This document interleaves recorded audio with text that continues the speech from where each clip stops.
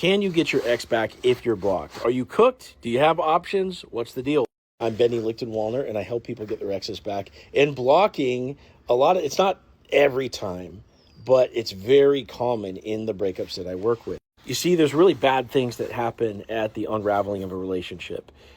People demonize each other. They sort of recharacterize the whole entire relationship in this sort of negative light, even though you had years of, positive interaction together. And they'll sort of demonize each other for the purpose of making it easier to push you away. Now, along with that comes blocking. And some people block because they think that you're the bad guy or that you're going to hurt them, or, maybe you won't leave them alone. And that's not necessarily good. But a lot of times people just block you just for their own mental strength. They don't want to see what you're posting, or maybe they don't want you to see what they're posting. I mean, there's a lot of reasons why people block you, but you have to understand that the reason behind the core reason behind why people block you is because they're being reactive to your presence. Okay? There's a charge behind the interaction between you two. Something's there. Do you get it? Even if it's as a negative connotation right now in this whole process of demonization. Something's there. Would they block the random nerdy wallflower person that's living next door for no reason? No, there's no charge there. You get it? There's a difference between you and the nerdy wallflower neighbor that doesn't symbolize anything to them.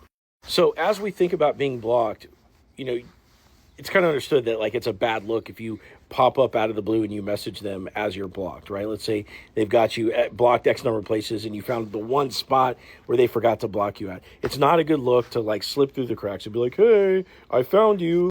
And so you realize you're not going to be able to message them insofar as that you're still blocked. So typically speaking, most people are going to leave you blocked for 3 months or less, right? They could do it for any number of reasons. Eventually, they get curious about you. They want to know what you're up to. They want to check your profile, so they unblock you.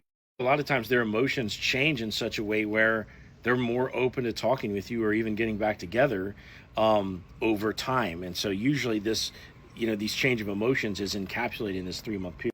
Now, have I heard of people being blocked for longer than 3 months? Yeah, I have. Like I said, it's not a good look to hit them up if you're blocked. But sometimes you don't know if you're blocked or not. You just have to hit them up anyway. But what I'm saying is, for most of you, you're going to be unblocked in a time frame that sort of allows you to complete no contact and then to reach out to them again from this space of having been cooled off and having built up some mystery about what it is that you've been up to over the last few months. Generally speaking, no, you're not cooked. I'd have to know your story, but for most of you, you're going to be okay. And if you want some help with this process, click up here, click right here. Either set up an individual call or apply for longer term coaching where I can hold your hand through the entire process of getting your ex back.